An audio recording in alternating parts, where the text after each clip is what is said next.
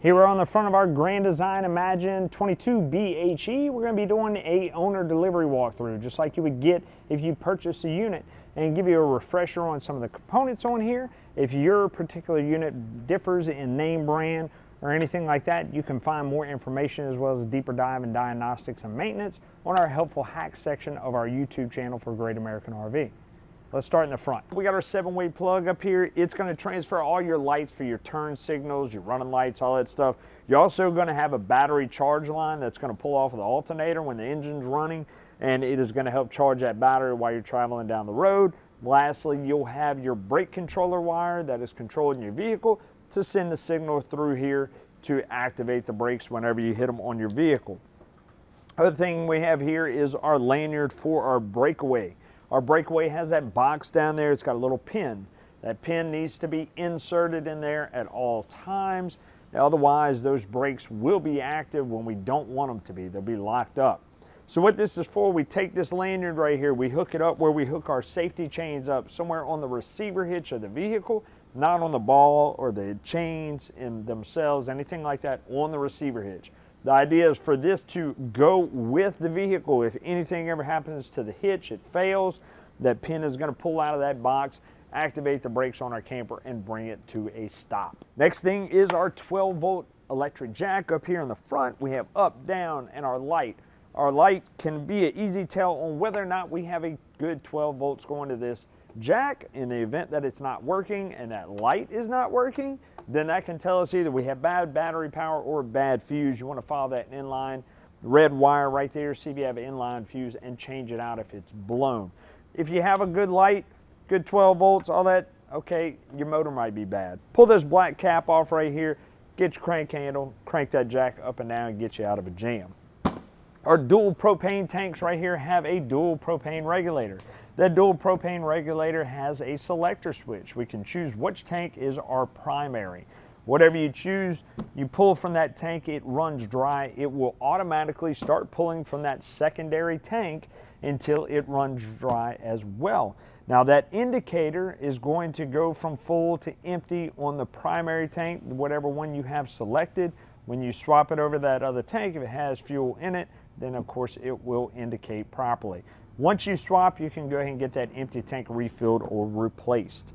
Behind our propane tanks, of course, that is where we'll put our batteries for our unit. Moving down the driver's side, of course, we have our front pass-through compartment with our control center. We're also going to have our tire link system by Lippert. We're pre-wired for that system. If we want to upgrade, purchase those sensors and stuff for it, we put the monitor in the front, and we can monitor our tires while we're traveling down the road.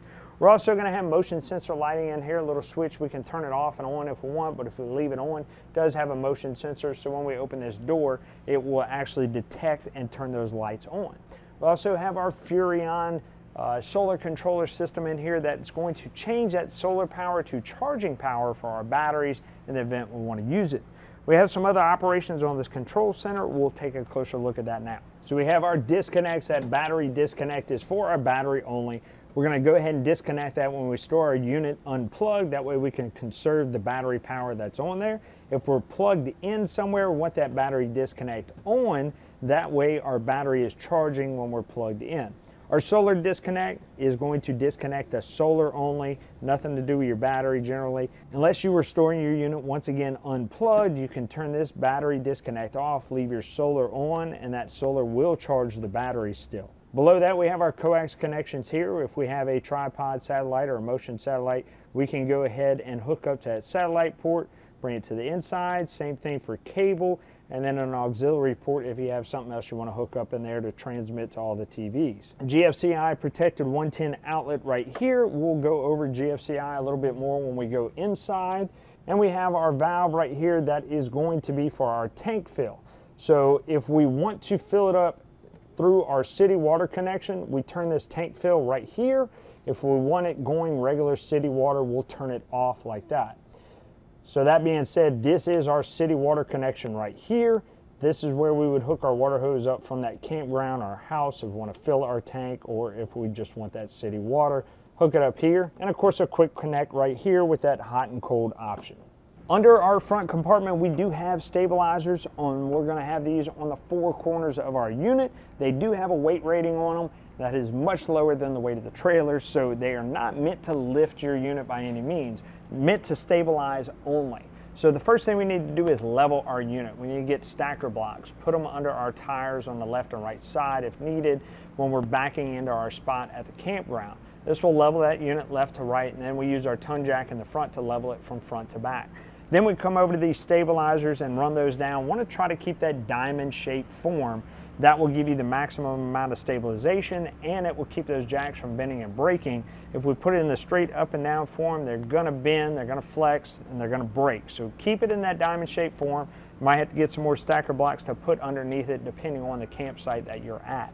We do have a pipe under here. That pipe has a little latch on the door. We can open it up and store our sewer hose in there.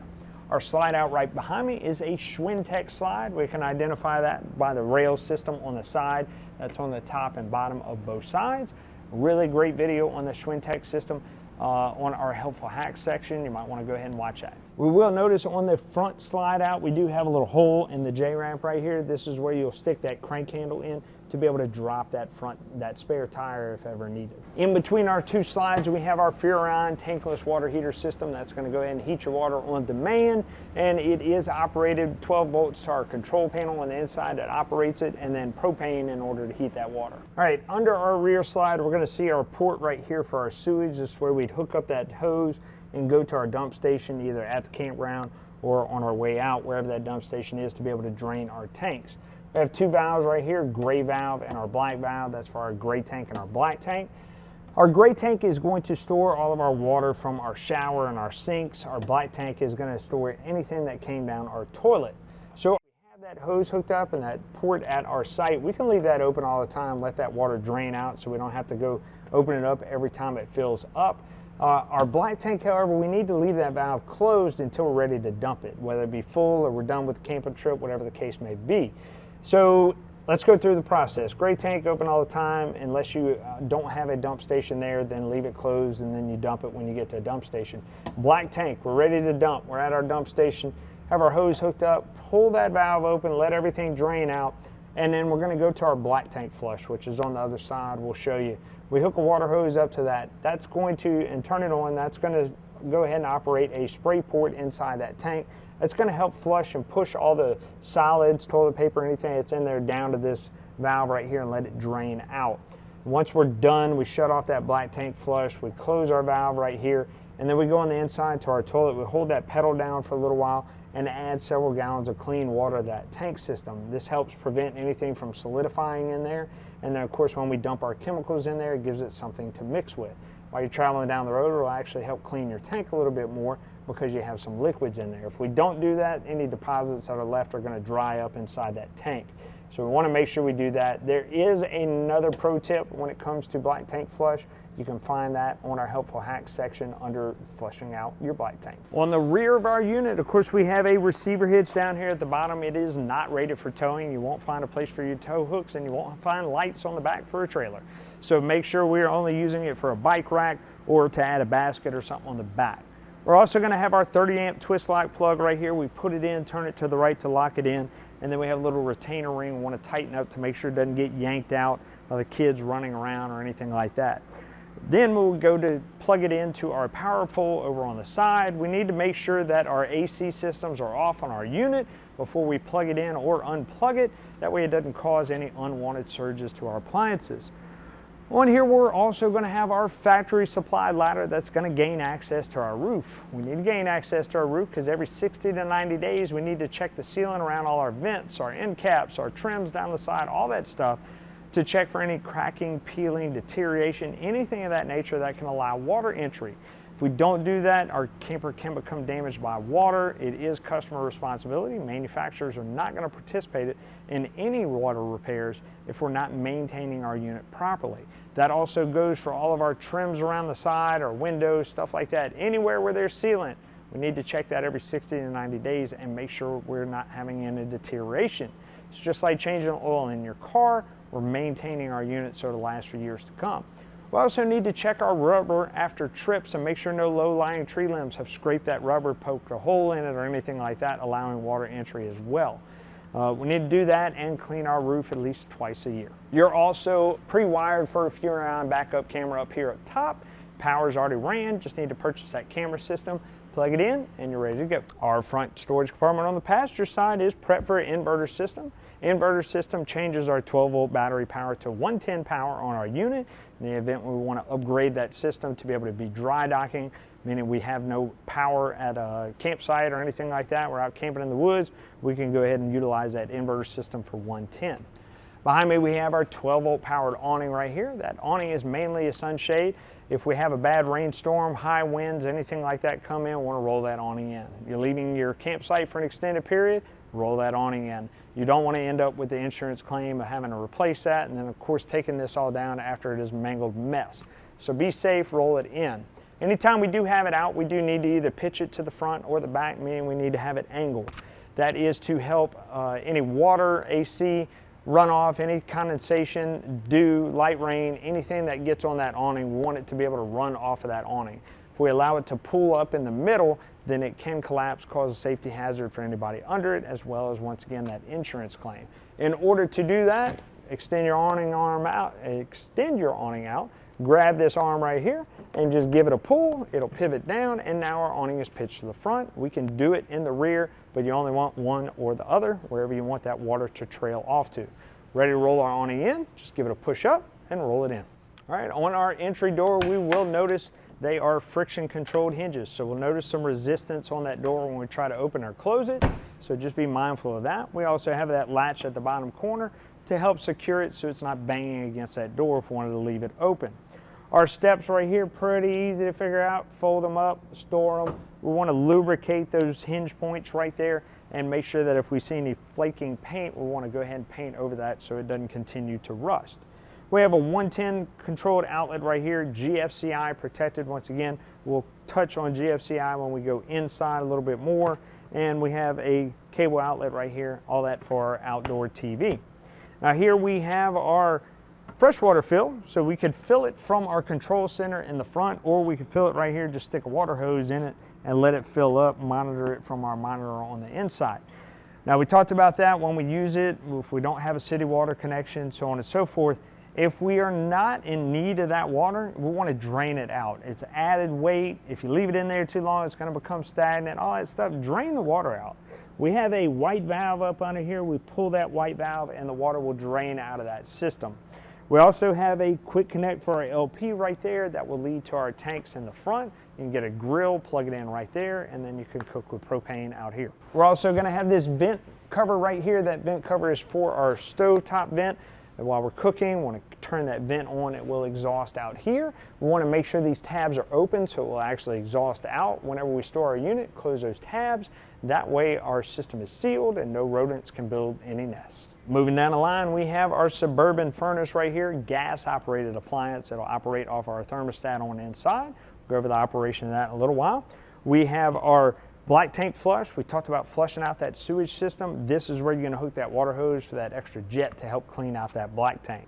And behind that we have a quick connect spray port, just like the one in that front compartment.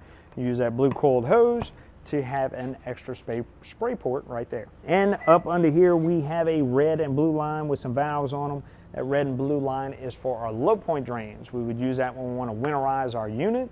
Want to find out more information about that, you check your owner's manual or find our video on HAP's Helpful Hacks. All right, we have our control center right here. We'll notice somewhere on our unit we have a little QR code. If we scan that, we can download that Lippard One Control app, and we can actually Bluetooth our phone to this control center and operate some of the items on here through that app. In the meantime, we'll go over the operation of this. If you do want to do that, you'll hold down this blue Bluetooth connect button right here to connect to that app. We have our meter right here for our battery, as well as our black and gray tanks and fresh tank, and this will give you the level at what those items are at. Have our ceiling light right here. Our ceiling light can also be controlled right here and operate our dimness and brightness of that system. Now if you want to use it off of here, this has to be turned off, otherwise it will not operate. So turn this off, turn this on, and we can operate that back and forth.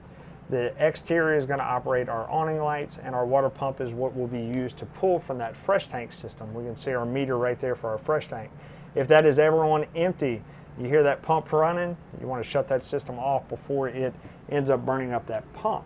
We only want to use that when we are using fresh water. We'll hook the city water, just leave that system off. It does not need to be on. Down below we have our awning and slide outs to be able to run those in and out. All of this stuff is all 12-volt operated options. If we have any issues with it, we want to go to that 12-volt control center. We'll see you in a little while. All right, in the front of our unit, we do have our Murphy bed. To be able to let that out, we go ahead, fold our couch down right there, and then we are going to have our latch up here. Travel latch, lift that up, and we can drop down our Murphy bed. We have some outlets, USBs over there, as well as reading lights. Want to go ahead and pick it up, lift it, put it in, and put our travel latch back into that hook, and then we have our couch. Pretty easy to flip back up. For entertainment, of course, we have our TV. Behind that main TV, we're going to see a little switch plate back there with some coax ports. It is also going to have a little button on there. We turn that button off and on, the little light turns off and on. That light is an indicator for our 12-volt boost.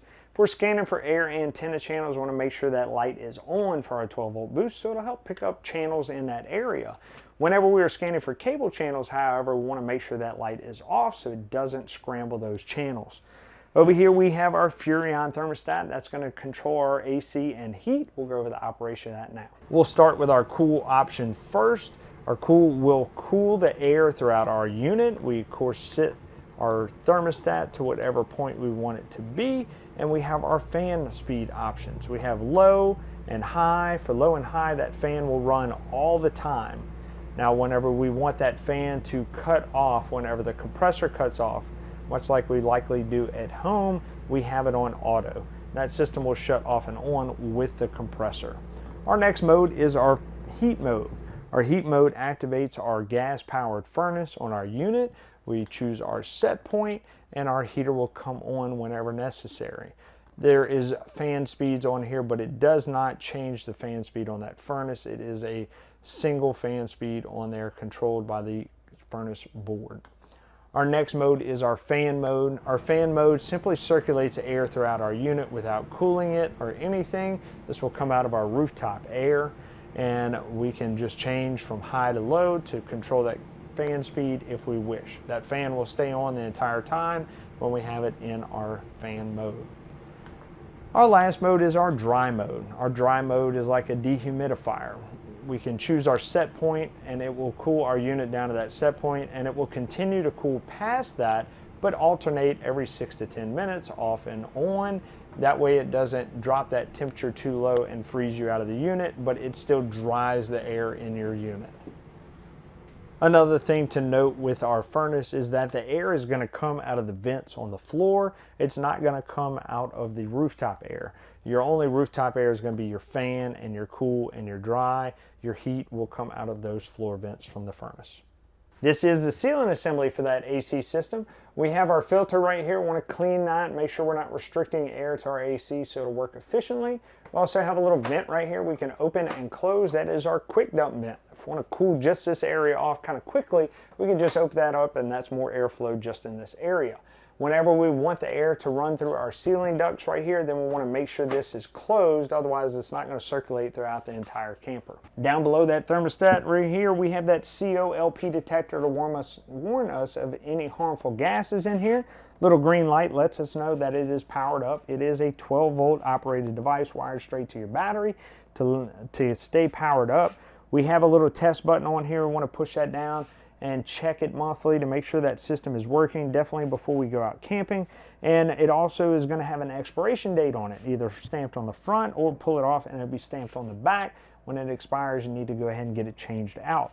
We're also going to have smoke detectors in our unit. They need to be checked to make sure they're operating as well, make sure those chimes are going off, and they're going to be powered by a 9-volt battery. We need to make sure we're changing out when needed. In our kitchen area, we have our Furrion refrigerator and freezer right up here up top. These are operated by our little dial here from cold to colder or off grid. Off grid is going to be if we don't have a 110 hookup. We're feeding off of solar and our battery power. We can go to off grid, and that will reduce the amount of power that it is pulling off of that battery in that system. Anytime we turn our system off, we store our unit unplugged, the system's going to be off, right? So we want to make sure that we get all the condensation out of here, let it defrost and air out, wipe it down real good, especially in our freezer, get any water and ice out of there, because that water can drain out and it will damage our wood components around our fridge. Manufacturers are not going to participate in that kind of repair, so make sure we're doing that, and it's also going to help reduce mold and mildew in your refrigerator. Over here we have our 110 microwave, our Furrion vent over our hood. We talked about the vent outside. We need to make sure that's open when we use this. And we have our glass cooktop right here. If we want more counter space, we have this down. Whenever we're traveling, we want to make sure we have this down. We're ready to use the burners. We kick them up. We're ready to use those burners. We make sure our propane is on. We pick what burner we want to use, turn it to that flame icon, and we hit ignite until that burner ignites. Once system off, turn it off. We'll notice that a little red light comes on those knobs whenever they are turned on, letting you know that they are on. Great safety feature. You got kids running around here, you know if they touch something and turned it on, we can go turn it off. Now we also have a light here on the side that kick on, turn a blue, kind of cool. Flip it down, it also kicks on our oven light. Now anytime we take our unit out of storage, meaning we took it out and we turned our propane off during that period of time, we're cranking it back up, or we changed our propane tanks, we're going to have air in that system. I always tell customers, first thing you want to do after either one of those items is come over here and bleed the air out of the stove. You're only going to have to do it once, unless you turn the valves and everything off again or ran out of propane. You're only going to have to do it that one time before the trip. Come over here, light the stove top. It's going to take a little bit, to get that air through the system, but eventually it'll light, and then just let it run for about 60 seconds and you pretty much burnt all the air out of the system. You want to do this before you try to operate your furnace or your tankless water heater system, anything like that, and it helps reduce the opportunity for those to go into fault just due to air in the system. Now we have our Furrion oven down here. This one is going to be a little trickier because it's going to take longer. It won't get all the air out of the system. It'll still have some at that pilot down there at the bottom. So to operate that, we're going to turn it to our flame right there, and then we have to hold that button down. That makes the gas come through that pilot. While we're pushing that down, we got to turn this until that pilot lights. Once that pilot lights, you're holding it down for another 30 seconds or so, and then that thermocouple should be warmed, and then we can go ahead and change it to whatever temperature, let our hand off the knob, and we should see that burner tube light up. If it didn't work, then we just need to go back to that flame, push it down again, and then relight it. Right next to our oven, we have our 110 and 12 volt control center. We can see all our 110 breakers here, properly labeled to let you know what components that operates, and then our 12 volt fuses for all our 12 volt components, once again labeled to let you know what they operate. If we have any problems with either one of these, we want to come check, make sure nothing's tripped and nothing's blown. You're also going to hear possibly a little fan running behind here. Your converter is going to be back here. That converter is basically a battery charger. Anytime you're plugged into shore power, that system is going to be running, charging your battery. In our bathroom, we'll see our Furrion tankless control center. Pretty simple. We have our power on, off and on, kick it on. That's going to be our set point for our water. We can change that by hitting our up and down buttons right there. Our indicators right here, power, Fahrenheit, Celsius. If we want to change one or the other, we hit that bottom right button, and flame. Flame is only going to kick on whenever we turn that hot water on, indicating that system is working. And once again, on demand, it'll only come on whenever we have that hot water on. All right, our shower, fairly cut and dry. Have our household hot, cold right here. But we do have a shower head on-off option right here. We use this when we are dry camping. We can go ahead and turn it off in between soaping up and showering off. That way we can help reduce the amount of water going into our gray tank or the amount of water we're using out of our fresh tank. And it's just easier than shutting these knobs off right here and then trying to find that sweet spot for our hot water again. Just the easier way to do it. You don't want to use it that way? Don't. That's fine. If you're hooked up to city water and you do have that sewage port where you can just let the gray water run out, then just use it like you would normally at your house. Our toilet right here, pretty cut and dry there too. We're going to put number 1, number 2, toilet paper and chemicals in there only. Don't put anything else that's going to clog that system up, and you're going to have a time trying to get it unclogged out of that valve. So don't put anything else in there. Number 1, number 2, and toilet paper, RV toilet paper only. It'll degrade better in that system and flush out properly. And then of course our chemicals. If we're putting number 1 in here, hit that pedal, flush it down, no problem. If we're doing number 2, We want to barely hold that pedal down, and we're going to fill that bowl up with about 1/2 to 3/4 of the way with water, and then do our business, and then we drop it and flush it down the tank. The extra water helps flush those solids down that tank. If we don't do that, we can run into some clogging in the drains. We have that GFCI right here, that main GFCI outlet. We talked about all the GFCIs outside and wet locations, so on and so forth. If any of those are not working, we're going to come here. It's got 2 buttons on it, a test and a reset button, and a green light. If that green light is off, that system is tripped. We go over here, we hit the reset button, and we turn that system back on. And if it trips again right off the bat, then we need to go unplug some of the appliances we have. We might have too much stuff plugged into them. Or we have an outlet that's wet causing it to trip. So check for those 2 things and then reset it, see if that fixes the problem. We're also going to have that vent in the bathroom. It's recommended you use that whenever you take showers. That way it helps get the humidity out of here and reduces the opportunity for mold and mildew. Not much to go over in our bunkhouse area. We do have another fan vent in here, and we can lift this up to allow more headroom and use this as a couch if we wish. When we travel, we should really have this down. That way it doesn't flip down, damage anything while we're heading down the road. Well, we hope you found that resourceful, but wait, there's more information on our Great American RV YouTube channel. This channel right here, find the playlist Hap's Helpful Hacks. We go over different products in this unit, and we'll take a deeper dive with more diagnostics, more information, as well as helpful tips when you're out camping. Tell your buddies, tell your friends, like, share, subscribe, do all those awesome things on YouTube, TikTok, wherever you found us, and keep watching here at Great American RV Superstores, where we bring the how-to you.